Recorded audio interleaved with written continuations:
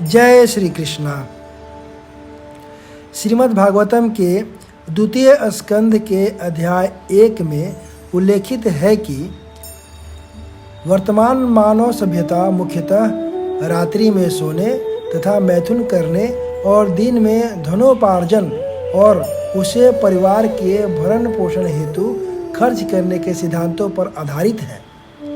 इस तरह की मानव सभ्यता श्रीमद् भागवतम की विचारधारा द्वारा निंदित है।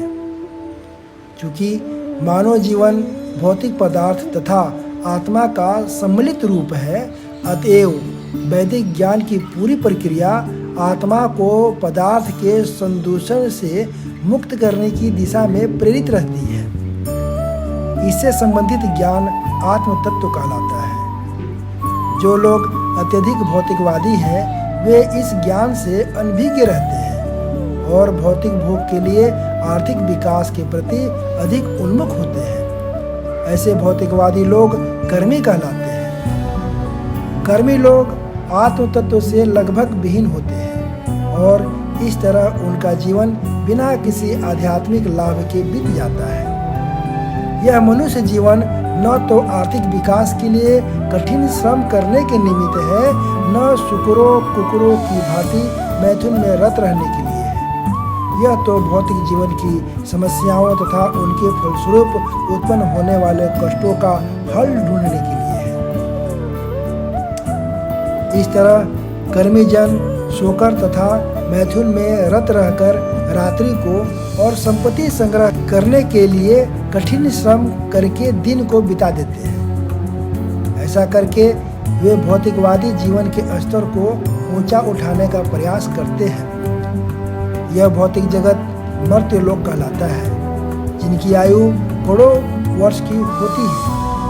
यहाँ ब्रह्मा से लेकर कुछ ही पलों तक जीवित रहने वाले जीवाणुओं तक ये सभी जीवन संघर्ष कर रहे हैं। इस तरह जीवन एक प्रकार से उस भौतिक प्रकृति के साथ युद्ध की तरह है, जो सबके ऊपर मृत्यु निर्धारित करती है। मानव योनि में जीव अस्तित्व को टिकाए रखने के लिए इस विकट संघर्ष को समझने के लिए सक्षम होता है, लेकिन परिजनों, समाज, देश इत्यादि के प्रति अत्यधिक आसक्त रहने के कारण वह अपनी शारीरिक शक्ति, बच्चे, पत्नी, संबंधी जनों इत्यादि की सहायता से दुर्जेय भौतिक प्रकृति पर विजय पाना चाहता है।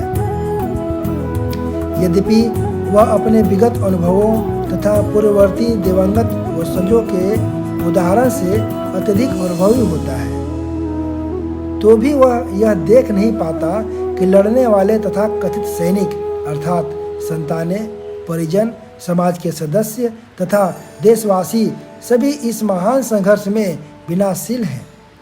मनुष्य को इस तथ्य का पर्यालोचन कर लेना चाहिए कि उसके पिता के पिता पहले ही दिवंगत हो चुके हैं, अतएव उसकी भी मृत्यु होनी निश्चित है और इस प्रकार उसकी संतानें भी, जो अपने बच्चों के पिता होंगे, यथा समय मृत्यु को प्राप्त होंगे। भौतिक प्रकृति के साथ इस संघर्ष में कोई भी नहीं बचेगा। इस भौतिक जगत का अस्तित्व स्वप्न तुल्य है, जो इसके प्रति हमारी आसक्ति के कारण है। अन्यथा जीवात्मा तो सदा ही भौतिक प्रकृति से भिन्न है। हमारे मित्र, कुटुंबी और तथा कथित पत्नी एवं संतानें न केवल विनाशील हैं, अपितु भौतिक अस्तित्व की वाह चकाचौंध से मोहग्रस्त भी है, अतः वे हमें बचा नहीं सकते। फिर भी हम सोचते हैं कि हम परिवार, समाज या देश के घेरे में सुरक्षित हैं। मानव सभ्यता का संपूर्ण भौतिकवादी विकास 100 की सजावट के समान है। प्रत्येक व्यक्ति 100 तुल्य है, जो कुछ दिनों तक अपने पंख फड़फड़ाता है।